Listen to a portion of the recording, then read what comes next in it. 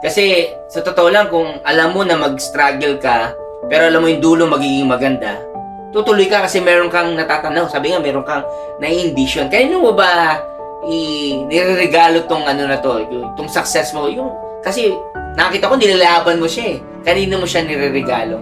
Sa tatay ko po. Kasi siya yung laging nandyan sa amin. Bata pa lang kami, never kami pinabayaan. Simula nung naging parent siya, never kaming pinabayaan na he will always make it na nabibigay niya yung mga needs din namin somehow like that. Though, dahil nga hindi kami mayaman, so naging sapat lang yung naibibigay niya sa amin.